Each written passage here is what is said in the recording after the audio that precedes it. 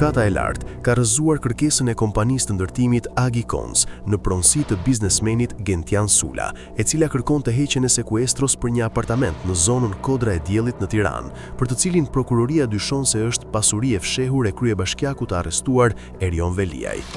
Kolegji Penal i Gjykatës së Lartë njoftoi këtë të enjte, 22 janar 2026, se ka vendosur mospranimin e rekursit të shoqërisë Agicons për shfuqizimin e vendimit të Gjykatës së Posaçme të Apelit, numër 38, DT 17 qershor 2025.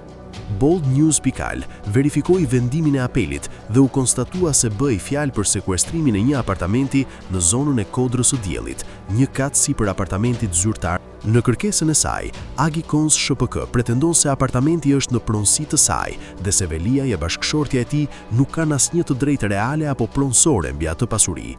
Megjithatë, prokuroria e posaçme ka krijuar dyshime të arsyeshme se apartamenti është de facto dhe se është pasuri e fshehur, e dyshuar si produkt i marrëdhënies korruptive mes Veliajt dhe sipërmarrësit Gent Sula.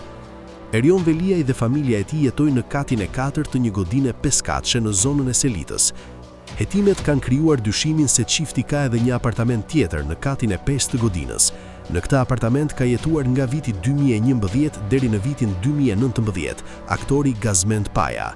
Pas vitit 2019, SPAK ka identifikuar komunikime mbi rikonstruksionin dhe mobilimin e apartamentit. Në 14 prill 2025, prokuroria e posaçme kreu kontroll në këtë apartament, i cili rezultonte i dhënë me qira. SPAK dyshon se kontrata e qiras është përdorur për të fshehur pronësinë reale. Kontrolli dhe provat e mbledhura kanë përforcuar dyshimin se apartamenti është pasuri e fshehur e çiftit Veliaj Xhoxha.